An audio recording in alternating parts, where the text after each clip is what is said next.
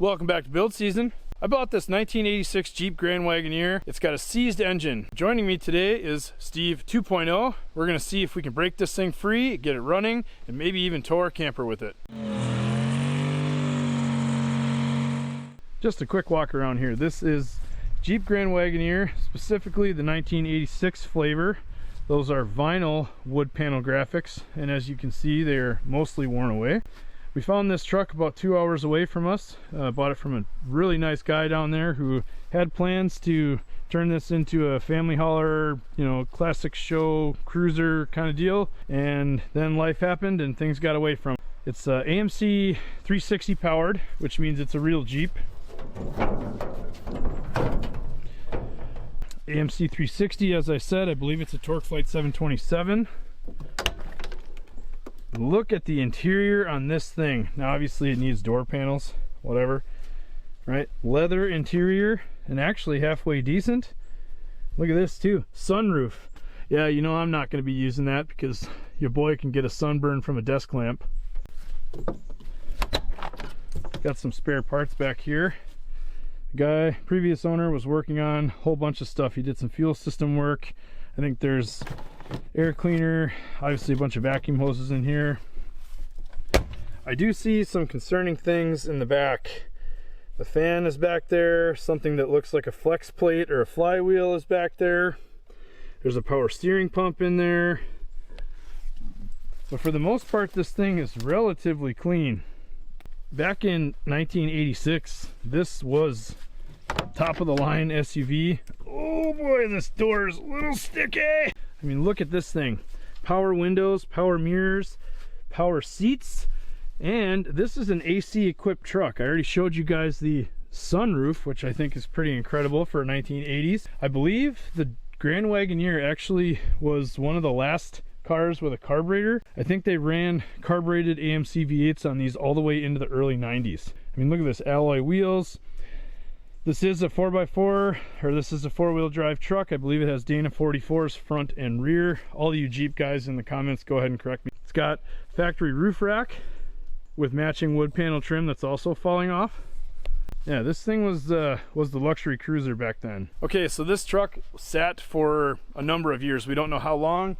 The previous owner, he got it, did a little bit of work on it, but as far as I know, he never had this thing running. He did do us a little bit of a favor though. He pulled the plugs. I mean, this was probably a month before we bought it, and he filled the cylinders with some ATF or Marvel Mystery Oil or something of that sort. Off camera earlier today, I refilled the cylinders with a little more ATF, but we're gonna see if we can get it going today. So of course, the day we try to do this, when we've actually got some time, a little bit of availability, it's gonna rain all day. What more fun can you think to have on a cold fall afternoon in Wisconsin than to try to break free a rusty Jeep? So look down in here, bone dry on coolant, so remember that. Let's check the oil. Looks like there's something on the stick, but it may be almost entirely Marvel Mystery Oil. But there's oil in there. It looks, I don't know, not great. Previous owner did do us a solid, put rags over the carburetor as well as a trash bag. This is a Motorcraft carb of some sort. It's free, so it does move. Yeah, let's check trans fluid here. You can probably see on the end of the dipstick there's something there. You're supposed to check this with it idling in neutral, so if we get it running we'll double check that, but we may have to add a little bit. Fluid looks a little bit brownish. So we'll look at the brakes here. I know the previous owner said that he did put new rear brake lines on it. And yeah, looks like one of the reservoirs is almost empty. I believe that is a Ford Duraspark ignition box with an AMC sticker on it. That's disappointing. We all know Durasparks are, what do they call them, never sparks. So earlier today I filled up the cylinders with a little more ATF and Marvel Mystery Oil. It's only had a couple of hours to really sit and soak. But we're going to throw a breaker bar in the crank and just see if we can get it to do anything. If not, we're going to have to resort to more extreme measures. Oh boy. Yeah, I think we got nothing right now.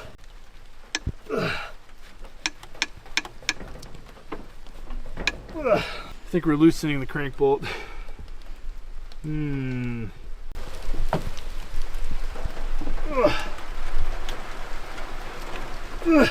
Come on, engine.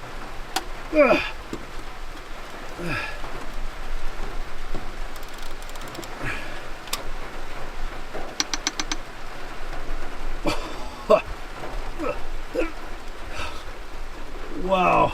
It's a little snug, huh? Oh yeah, okay. I think our only chance here is, pulling the front crank pulley off. In fact, you know, fabricating something to bolt right to the balancer. What's that? It's nice and round. So we decided to get all the pulleys loose, or you know, get all the belts loose and off there, so we're not trying to turn anything else that maybe we don't have to. And it appears, yeah, every belt is rusted to every pulley. Nice and round. Don't hold any corners. Gosh, they're bad. Oh my god. Yeah, okay, cool. How's the water pump here? Oh, okay. Well, wow. Just needs a little work. That thing is pretty crunchy. Okay, now that all the pulleys or all the belts are off of it, give that crank another turn, I guess. We'll try. Okay, we're going to resort to some more extreme measures. I'm not confident that 3/4 inch crank bolt is going to hold a whole lot more force. We're twisting on this thing pretty hard, and you know, the 2 foot long 1/2 inch extension or 1/2 inch ratchet is flexing pretty bad. So we're going to head up to the shop. We're going to use the 304 that came out of Steve's Hornet as the template. We're going to fabricate or fabricable something to twist on this thing a little harder. All right, so here's what we came up with. If you look here, this is a leftover piece of like garage door linkage from the other garage door opener I had that broke, and it was a nice piece of 3/16 steel, so I kept it around. And once you know it, the first and third holes on this, when enlarged, take up 2 of the positions on the balancer bolts on an AMC, and it still gives us room to get a 3/4 socket on the crank bolt. So here is our we're gonna break it free or die trying AMC tool. Well, that didn't work. This was straight before we tried to twist on it here. So good evening. It's a few days later. The Jeep is now up by my shop. It was in the backyard before, and we're going to try to break this free again. We've had it soaking with ATF. We've had it soaking with Marvel Mystery Oil. I've been putting a bar on it pretty much every day after work just to see if it has a chance at coming back to life. So we're going to try one more time. So this is just your standard jack handle 9000. I don't know. Why does everybody have to put a number after their tool that they make up? This is a jack handle put over my 1/2 inch ratchet. We're going to see if we can give it a go. Right. Oh. I need another tooth. Stupid water pump.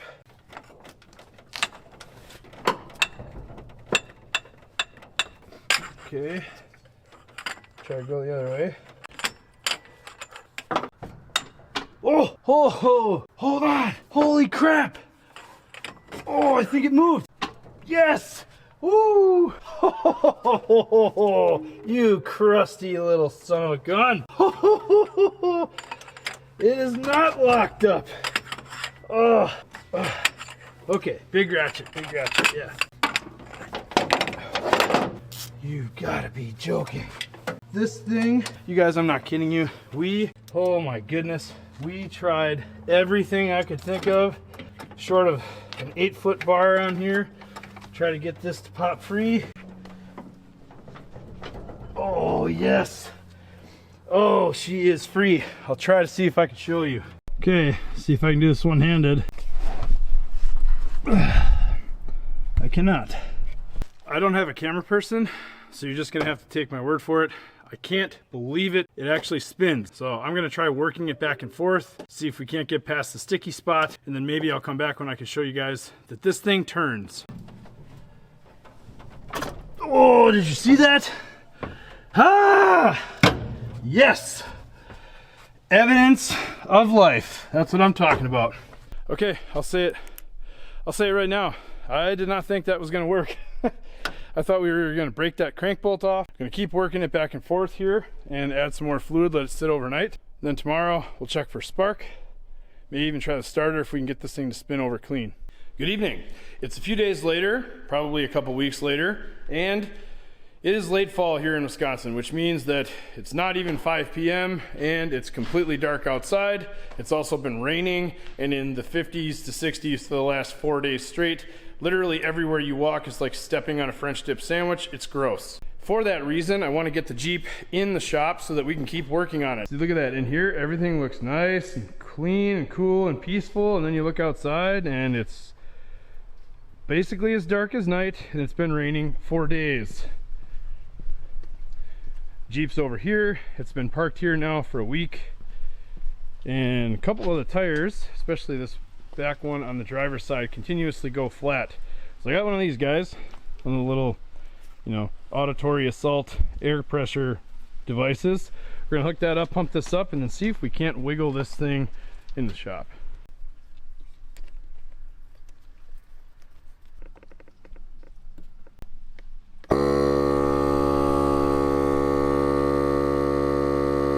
That little guy go to town, pump up that tire, and then we're going to try to see if we can't scoot this thing into the shop. Okay, there it is. It's actually 23 psi. It overshot just a little bit. That's okay. Tire's pumped up. Let's go check the tire on the other side. I think we have one other one that's low. In case you're curious what walking on a French dip sandwich sounds like.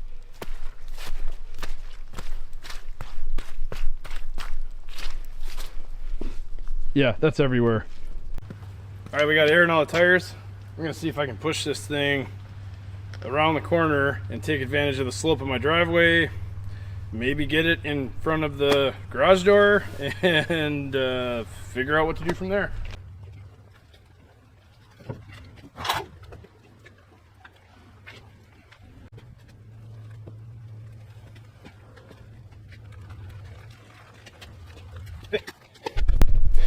Well, thing's not moving that easy, but it doesn't have to go far. Okay, that was a delusion of grandeur.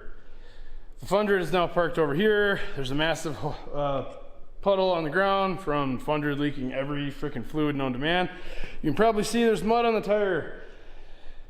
Bad choice to try to do this by myself and tonight when it's been raining for days. My yard's all rutted up now and there's mud everywhere. So we're gonna put a pin in moving the Jeep until either tomorrow when it's bright and I have somebody else here, or maybe when it's a little drier. Welcome back. It's a few days to a few weeks later. You will never know, it doesn't matter. We made some progress. The last clip you guys saw was me trying to push this thing in the garage at night in the rain and slinging mud everywhere. So I pushed it right back where it was, I gave up. But I wanna show you this real quick, and then I think we're gonna move it inside. All right. Go ahead and give it a try. Okay, so this thing actually cranks by the starter. It is free enough. Okay, so from inside the Jeep here, what I've noticed is it seems like the ignition switch really isn't doing anything. I don't feel any resistance when I'm turning this. So my guess is something maybe in the column is disconnected. I'm going to check the switches underneath and see if anything's up under there. If we can't get the key to switch or to do anything for us, then we'll just jump the solenoid like we were before. So I went under the dash. The ignition key or the ignition switch doesn't seem to actually be doing anything. I think it's disconnected on the back side inside the steering column. So we came out here under the hood and we've seen quite a few things that indicate there's some mouse damage. We have some wires chewed off. We have some insulation that's removed. Here's a good picture of one. This is the AC pressure switch. I'm not too worried about that. I mean, yeah, sure, it's a fire hazard if this thing ever runs, but there's a couple other wires that are cut, and there's a few other wires over by the firewall that are damaged. We think our starter solenoid is junk. The way we were rotating it before was by jumping that solenoid. I don't have a spare, so we're gonna try just jumping it for today. And then we're gonna check for sparks. We have a plug here in a wire near ground, and we're gonna turn it over by jumping the solenoid to see if we have anything here.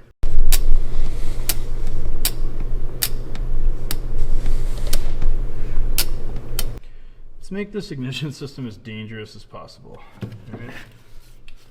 here. And look for spark on that plug there.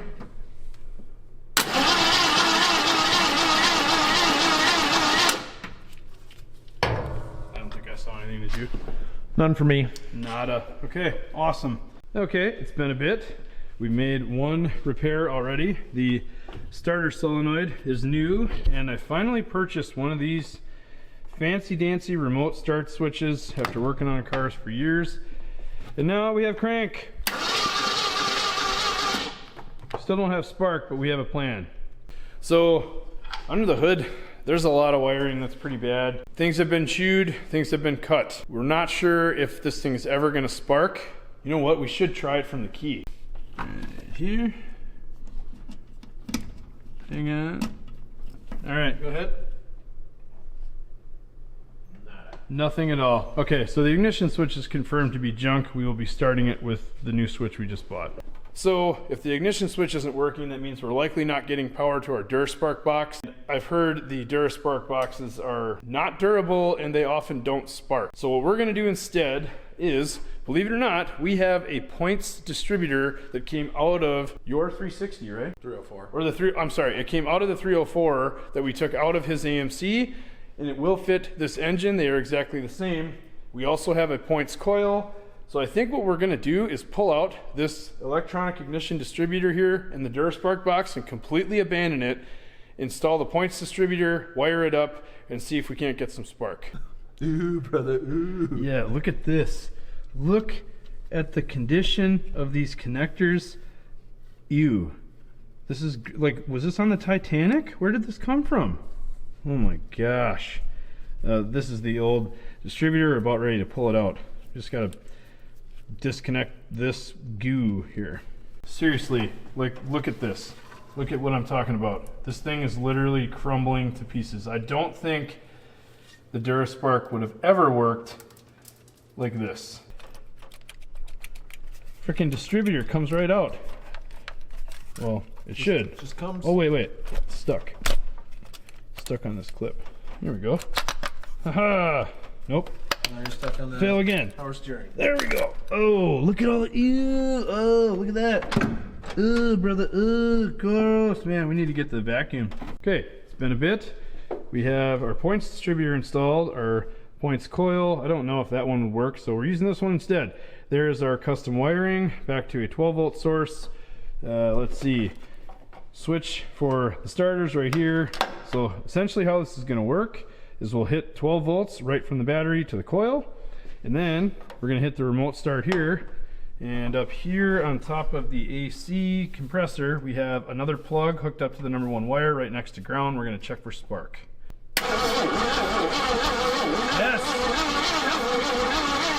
Yes! We have got spark. Okay, we're going to hook this baby up, throw some fuel down it. Okay, on live, ignition power.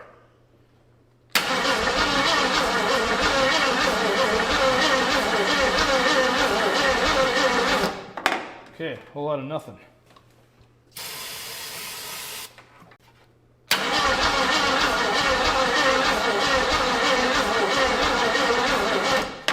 Yeah, we're losing battery power. Definitely doesn't seem like it's spinning fast enough. All right, we added another battery, hot with ignition.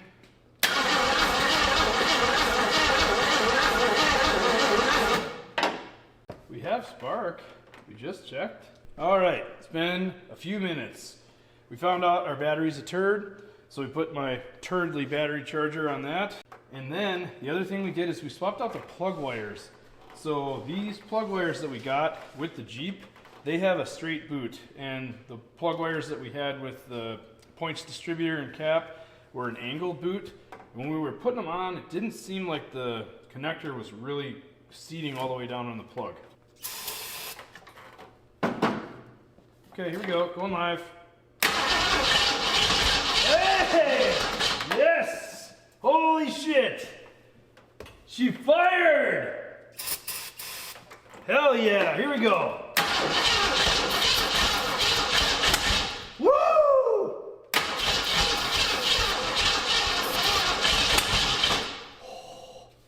Yeah, nice.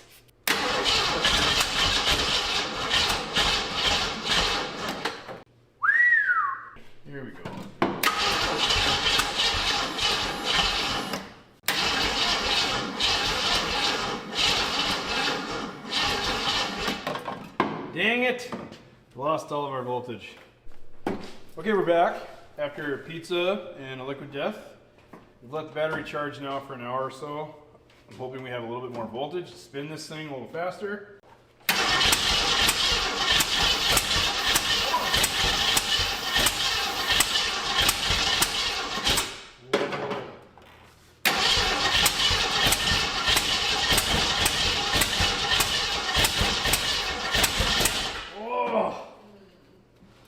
What's up? Hold on. Wires burning? I'm not sure. I feel like we're getting exhaust or something kicking out the side here. Oh, nice. Like we have a blown head gasket or something. Because like this keeps flopping in the breeze every time it fires. Okay. Okay, so here's what we're seeing. Steve was seeing that down here, he was looking at this wire loom was being blown around. Now, there's these giant bolts that actually plug the exhaust manifold. The smaller bolts on either side here, those are the ones that actually hold the manifold to the head, but then there's these giant plugs that actually seal off the exhaust manifold. I wonder if this is like some old school smog pump kind of stuff, and you know, they got enough plugs to do all of them or some of them, but forgot to plug that one, because there's exhaust gas that comes out of that hole when we're trying to crank it. Okay, put a little bit of fuel in the bowls. Let's just see if we can get it to crack off. Come on!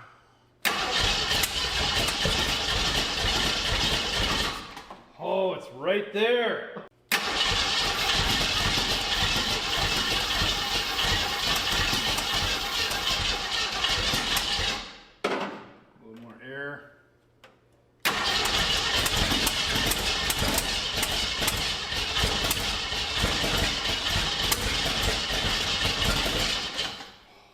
Okay, I think it's burning a little bit of that Marvel and ATF. Man, it's thick back here.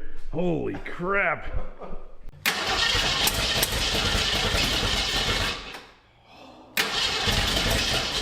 Oh my God, maybe a little more advanced.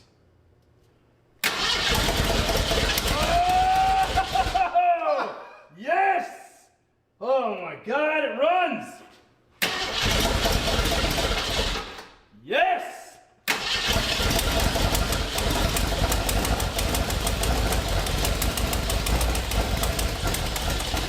Oh, yeah!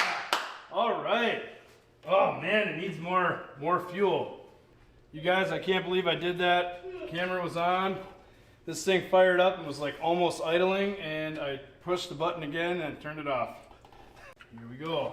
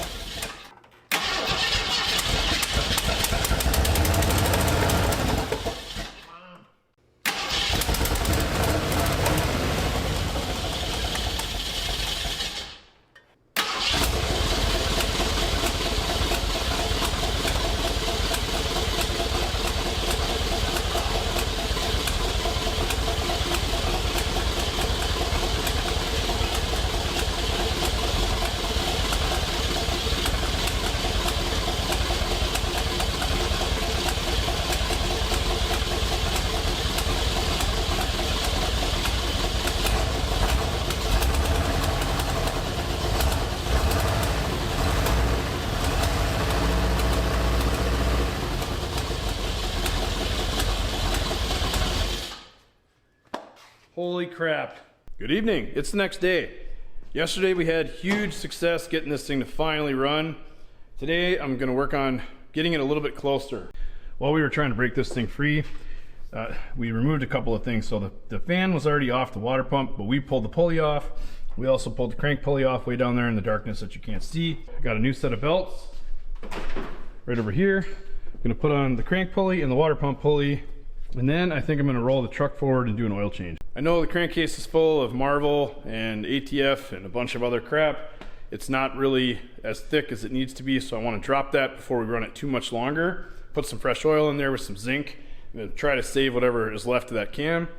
And then I want to get the cooling system working. Right now the radiator is full of coolant and I don't see any leaks, but the water pump wasn't turning yesterday. So that's our first order of business. All right, it's been a minute. All the belts are back on. I got 2 new belts for the AC, alternator, and water pump. Then on this side, this is actually the original belt. This one wasn't in too bad a shape, so I was gonna reuse this for the power steering. I have coolant in the radiator. What we're gonna do now is pull the Jeep forward, pick it up in the air, change the oil, and I might even reconnect that exhaust real quick, quiet it down.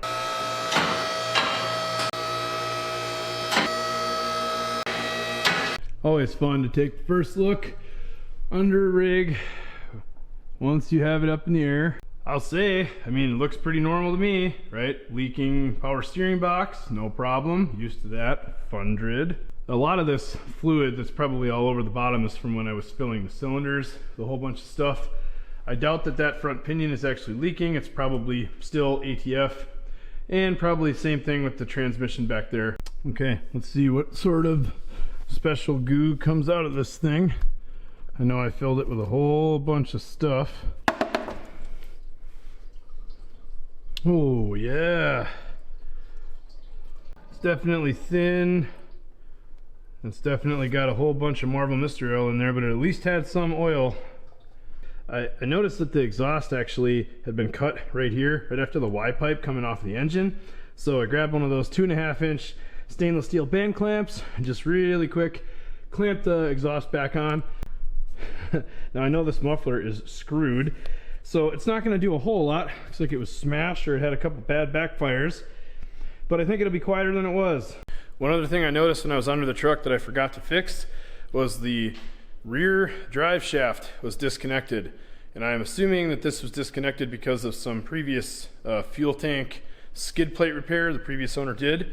And I noticed that the U-joint straps were missing, but I found a box of parts in the back seat of the Jeep. So in this parts box, there was a brand new Wix oil filter.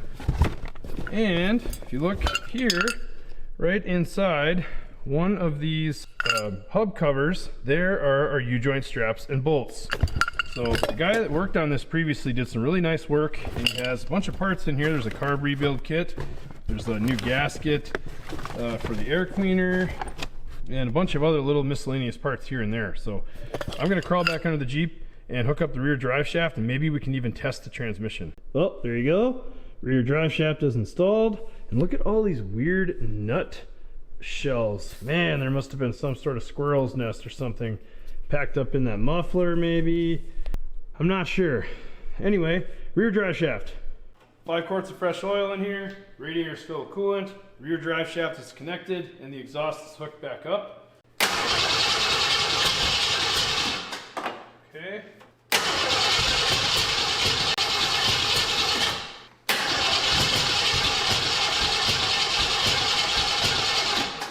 One other thing I forgot I wanted to do, these 86 smog air Jeeps, they had smog pumps on them, and there's actually ports drilled into the exhaust manifolds on both sides. There's a couple of plugs missing, so the smog air injection system has been removed, except for we're missing a few plugs in the exhaust manifold. If you guys have an AMC Jeep, full-size Jeep, late 80s like this, it's a 360. If you're missing a plug, you can use a 9/16, 18, or fine thread bolt. This will thread into the exhaust manifold. Now these do have to be cut down, and then I'm gonna use like a copper washer or something like that. But just for today, I think I'm gonna thread these in just to plug the holes, because we have massive exhaust leaks otherwise.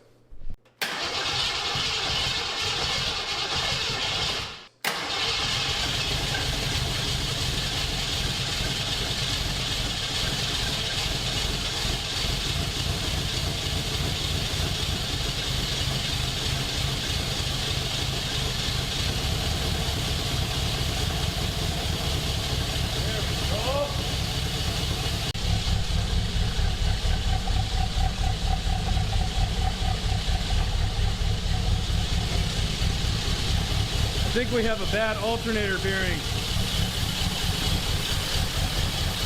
Strange flickering hood light. Other than that, things sound pretty good.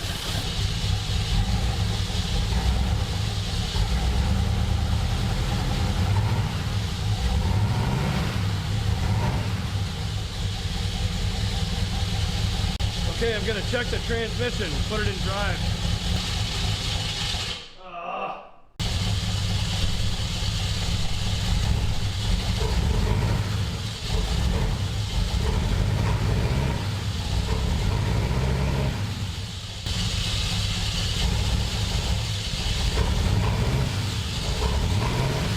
Back at it again, making progress. Last night we verified that the transmission did something. Went out and got more trans fluid. We're going to top that off. The next thing I want to address is the ignition switch. That thing feels really funky, and I'd really like to be able to turn the car on and off from inside the cab. That way, if something does go crazy, we can at least shut it off. So the factory ignition system was that Ford Duraspark, so it has the funky coil with this strange looking connector on it and some questionable at best looking wiring right here. Let's go take a look at that ignition switch. This ignition switch doesn't do anything. It's like you're messing with it and playing with it and it's not catching anything. Most of us 6-inch extension guys out there will know what I'm talking about. Before I take the column apart, I wanted to check under the dash here, and there's obviously all kinds of wiring that's moved around, but specifically this right here is the ignition switch. This was taken off the column. I'm not sure why. I'm wondering if there was some troubleshooting.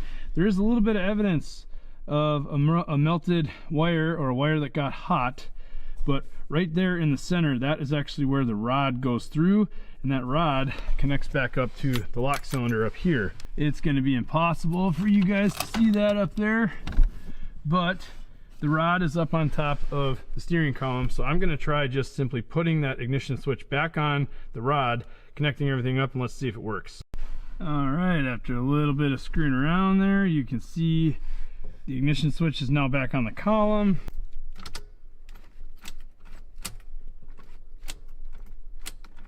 We actually have action on the ignition switch. So I wonder now if I get rid of my Lone Wolf 6000, and if I reconnect the wires that are supposed to be on this solenoid over here. Okay, battery connected. Yes. Okay, we have functioning ignition switch.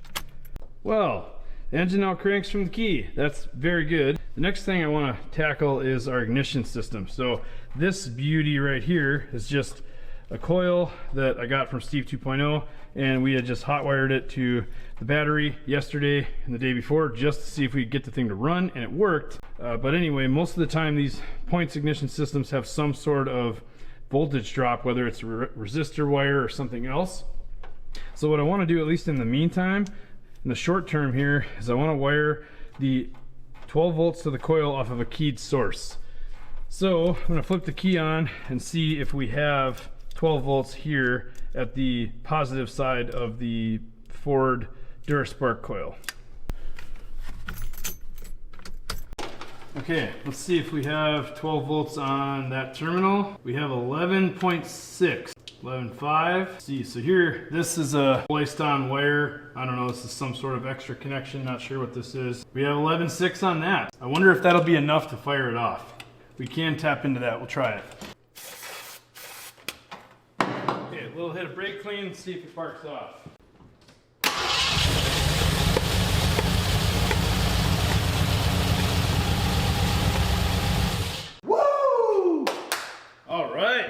Perfect. Okay, so we can tap into that wire right there. We'll get slightly less than 12 volts on our new coil, and it does actually shut off ignition power with the key. One other thing I noticed that was a little concerning was this guy right here. We have a bare wire that is cut and stripped and just flapping in the breeze. There's also some other very, very questionable wiring on here. For example, this right here. Yeah, the mice definitely got to this thing.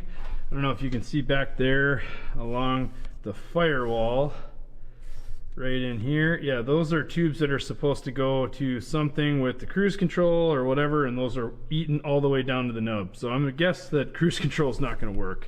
I'm gonna take a few minutes and just clean up some wiring stuff and maybe add some tape on some, bare connections and a couple other things that might be concerning and cause a fire. Okay, get this guy out of here. Look at that baby hammer. I never checked to see if the alternator was charging. It sounds terrible, absolutely awful. I think the bearings are out, I think the whole thing is torched, but I do want to at least see if it works.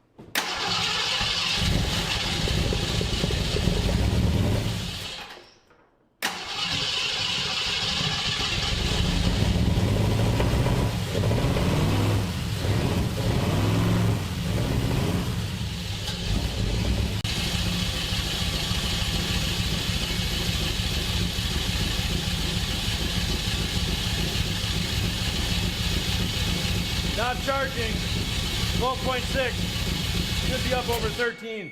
We have no alternator, no charging system, but I'm really interested to see if the transmission does anything and if we have any brakes. So I'm just gonna see if I can back it up and move it forward a foot or two.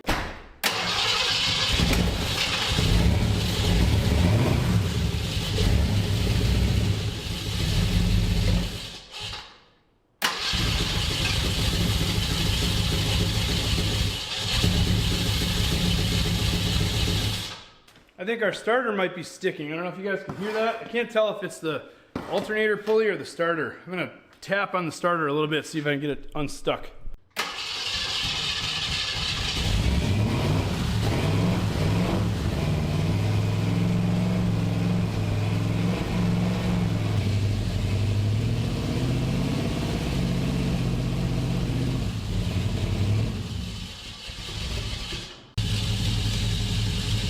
Okay, running again.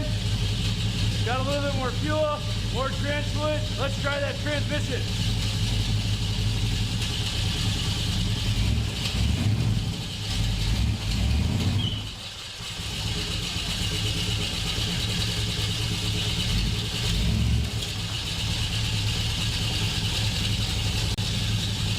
We have a transmission!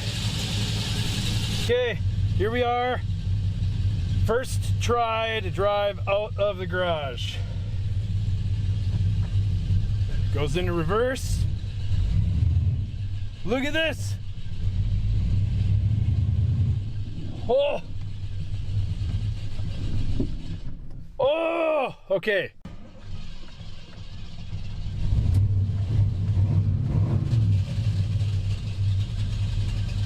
That sounds really bad. What is that?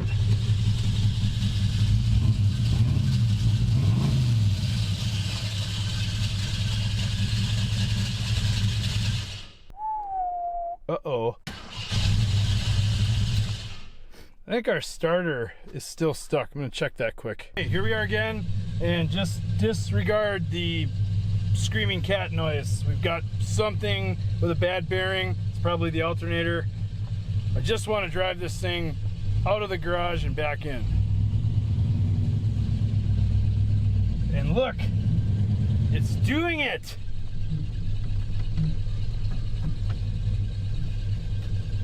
See, do we have any lights? Our brights are on.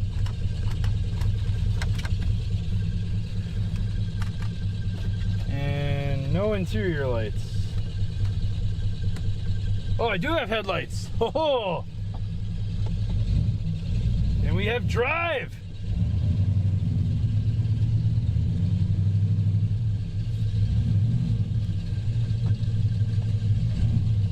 We had drive. Oh, there we go. Oh.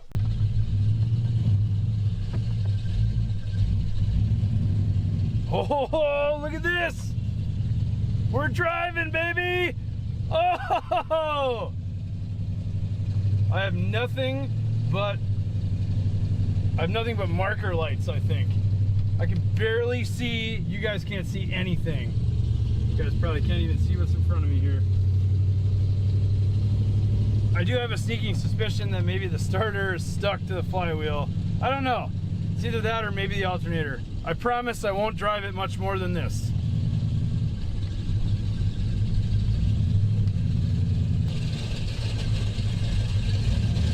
It's getting worse. It's been a little bit. The Jeep drove down the block and came back and then stopped right here.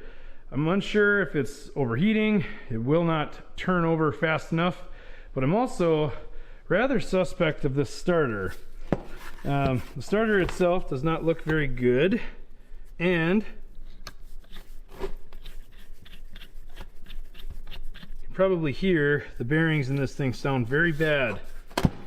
And if you look right here, there's definitely evidence that there's gunk trapped around the Bendix, which might be keeping the starter gear out. So I'm going to pull the cover off of this and take a look. We might need one of these guys. Alright, so I was wondering if this Bendix, which I believe the Bendix is under here, I was wondering if this thing was all screwed up. Oh, look at that. That's a lot nicer than I thought it would be. Huh. So the Bendix seems to be operating totally fine. It's weird. You see it shoot out over there. Does look like we have some heat though. You can see some heat on the shaft. Yeah, that gear is roasting. So I wonder, I mean the Bendix does seem to move fast enough, but or easy enough. Oh yeah, there you can see it. Okay, I think we do have a problem with this starter. Alright, if you look right here, you can probably see the bushing on that starter is out. It's all mushroomed out, and there's obvious signs of heat, and honestly the gear itself looks like it got hot. So I don't know if this thing got stuck or was stuck in there, but I'm thinking it's likely we need a starter.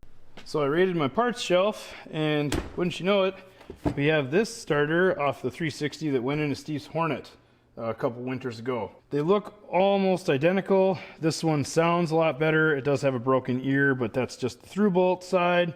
So I'm gonna take a tap, clean up the tap hole in this guy, and we're gonna slam it on there and give it a try.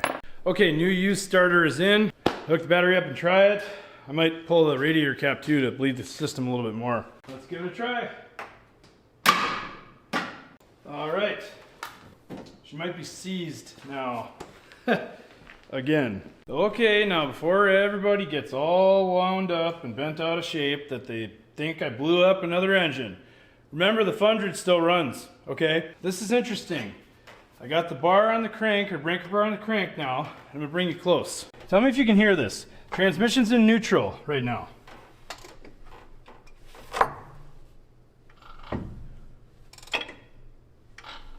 Hear that? Can't tell if something is rattling like that, and I can't tell if it's the flywheel touching the teeth of the starter all the time or if it's something else. But as you can see, the engine rolls over freely. Good eve. It's the next day, and found out yesterday that I torched that starter that was on the Jeep when we got here because I believe it is sticking or stuck, as in the gear on the starter is remaining engaged with the flywheel just ever so slightly, and I think it was running the starter while the engine was running. Anyway, long story short, I swapped in this used unit that I have right here, and it did the same thing-ish, kind of, but a little bit worse. So I took the starter back off and I was digging around. So AMC starters have a fixed distance between the starter gear teeth and the flywheel and or flex plate teeth. But what I noticed on this particular setup, AMCs have this spacer plate right here that goes in between the block and the bell housing. But if you look right here, there is a mushroomed out area right where the starter goes in. That is actually mushroomed out probably like a 1/16 of an inch. So my thought on the spacer plate being a little mushroomed out right there, I'm wondering if when I bolt the starter in, if that cocks the gear up or down or one way or the other, causing it to not perfectly engage with the flywheel. So because it's easy, I'm going to try filing that flat and then put the starter back in and we'll try it again. We're back out here. It's the next day again, and I did some reading last night, and I think I might have discovered a way that I can get around this flex plate issue. So I think my suspicion is that this engine has a different flex plate on it from what it originally had, and that is why there's interference between the flex plate and the starter. One of the solutions I found, or possible solutions I found, was to use a starter motor from a 4-liter Jeep. Okay, so here is the 4-liter Jeep starter bolted to the bell housing of the 727 transmission bolted to the 360 V8. So far, I've rotated the crank to make sure that I don't hear any interference, and I do not. However, what I want to know is if it's actually going to crank. Okay, here's the first try with the Jeep 4-liter starter. Just going to bump it, see if it actually grabs. Okay, seems like starter is engaging maybe, but maybe I just don't have enough voltage.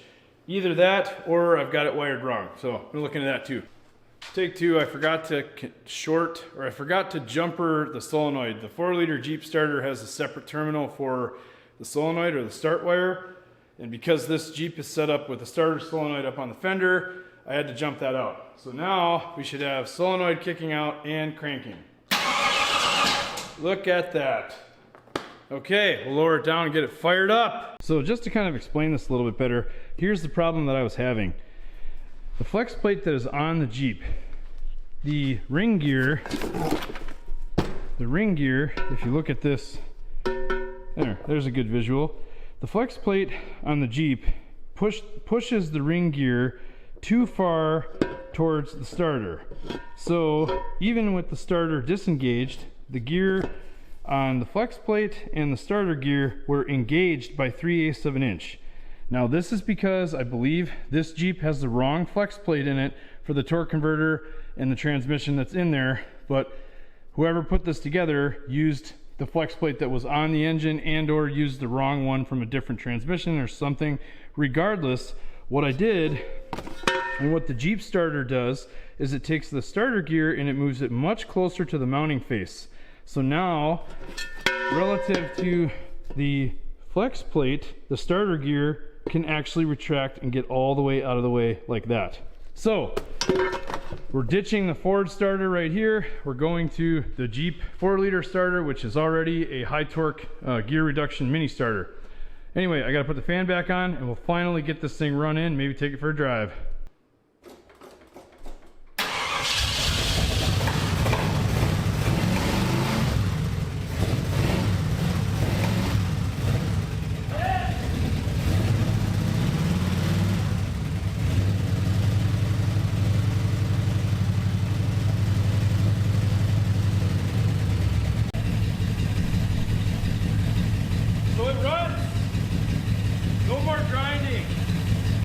Okay, this thing is running. I want to take it for a drive, and I don't have headlights, so I'm going to improvise. That should work. Okay, here we go again. Oh, horn works. Reverse. I think we still have some brake issues.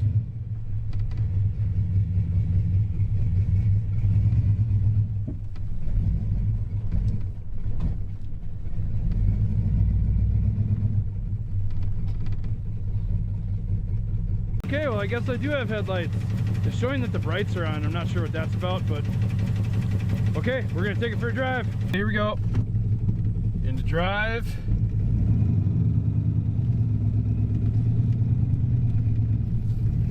Look at it go. Man, I can't see shit with this light on. I'm afraid I'm gonna crash. Holy cow, that's very bright. I don't want to go too fast because I'm afraid our headlights are gonna fall off.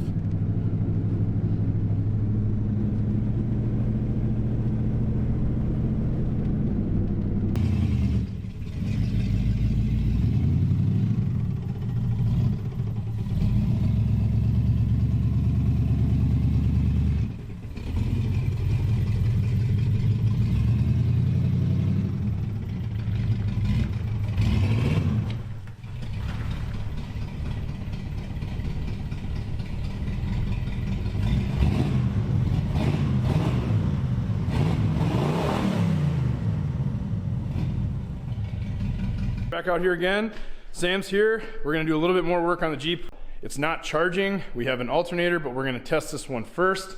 And we also have some front brake hoses. The brakes do work, but when you push the pedal sticks to the floor until you pull it up with your foot.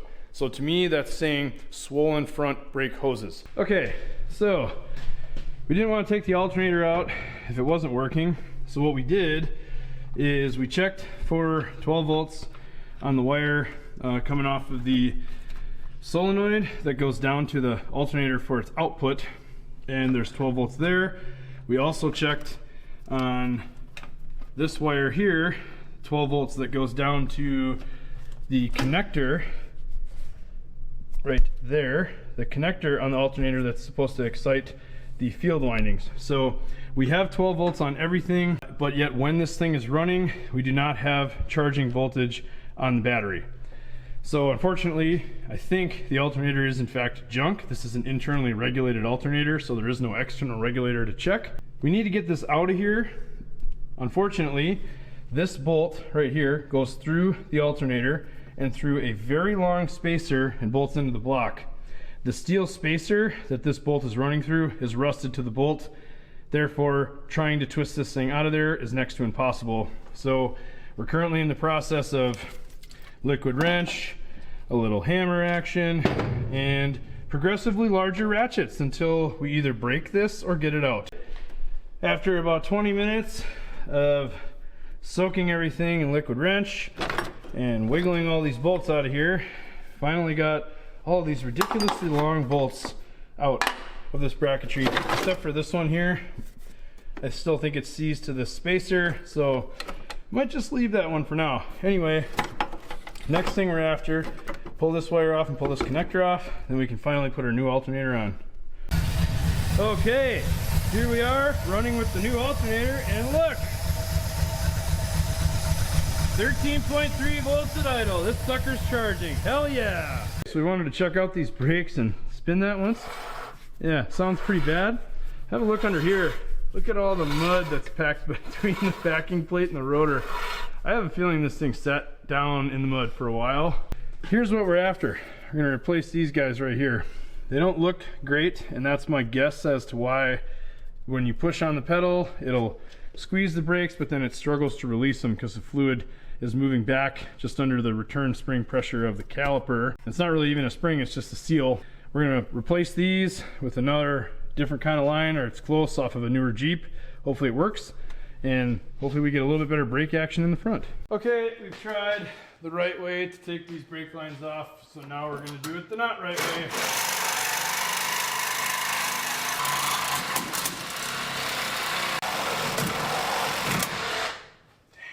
So in order to replace brake hoses on this Grand Wagoneer, I would have needed to order them apparently, because no one in the state of Wisconsin has brake hoses for a Grand Wagoneer. It's ridiculous.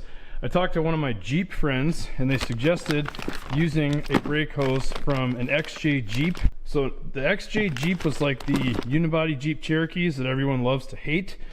It's a banjo bolt style flexible brake hose, and I believe to use these all you have to do is drill out the banjo bolt hole size, and then it should work.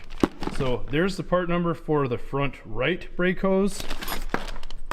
There is the part number for the front left brake hose. All right, so good news.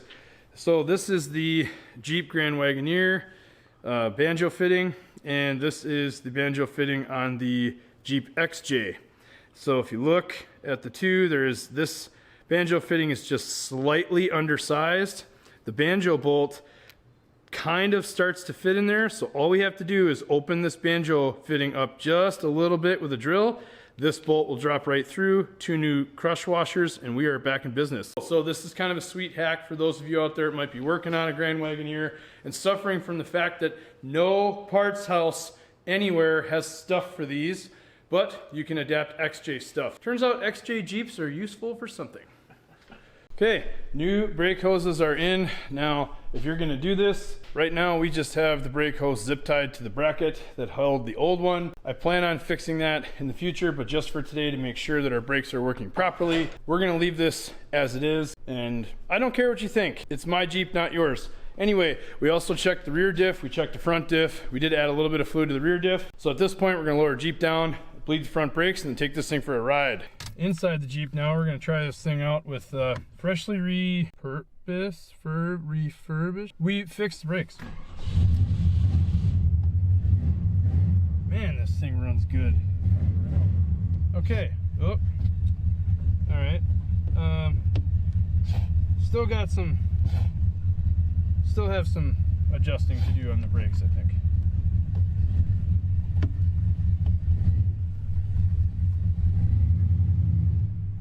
Aside from all the flaws, it's actually pretty good. And we have very little brakes. I think we have less brakes than we did before. Oh yeah, burning out in the grass.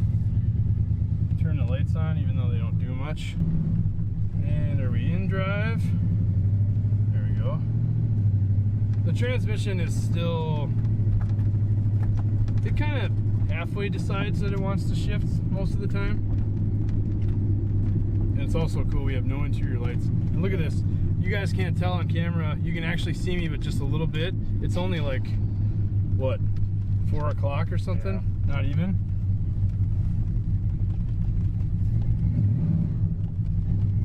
Oh, the brights came on by themselves. Also in Wisconsin, this is a super dangerous time to be driving, just because right at about dusk is where all the deer take off.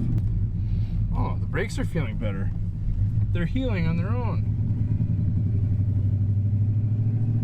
So that's first, second,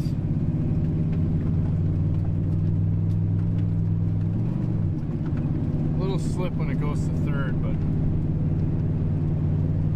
we're doing 50 miles an hour right now. It actually doesn't even shake or shimmy all that bad. Wow. Huh. I don't super trust the brakes right now, but at least the pedal's returning. I think we fixed that problem for now, and I think with just more usage of the brakes, we got to bleed obviously front and rear a little more. I think we got it. This thing rides down the road surprisingly nice.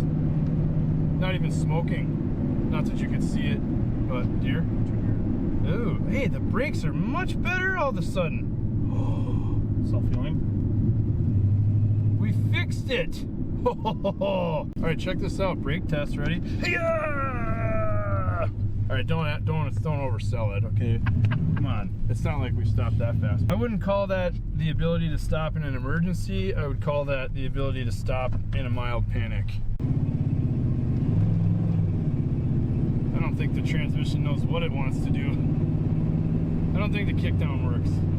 Uh-oh. Also, the throttle's stuck. Cool. Throttle is stuck to the floor. Okay. Is it gonna be wide? Oh yeah. It's gonna be wide open throttle if we are you kidding? How stupid is that? There's a deer head. Yeah, we can stop. We just don't have any throttle. Oh, I wonder if it got stuck on that air cleaner. So if you guys can see right under here, basically right under the light, there was a couple of vacuum lines jammed up by the throttle right here. That might have been our problem as to why it was seized up. Looks like it needs a return spring. Let's head back to the shop and add one. All right, it's been a bit. That was an interesting little drive. We had the throttle stick all the way wide open. That was fun. And then we made it all the way back to here-ish in the driveway. And then the car wouldn't start. The Jeep would not start again. So a little bit of troubleshooting later, hooked up the remote trigger right here, and we have determined that the ignition switch that's on the column is in fact bad. It worked as many times as it did to get us here, and now it is dead. So in order to start this thing, we need the remote trigger and we need 12 volts to the coil.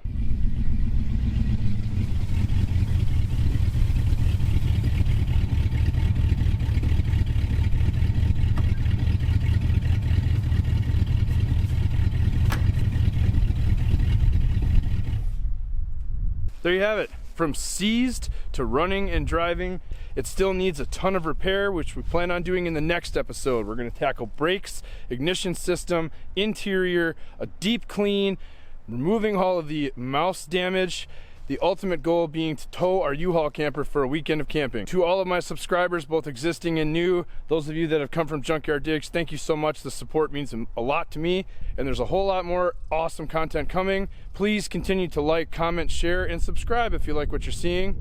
Thank you again. We'll see you in the next one.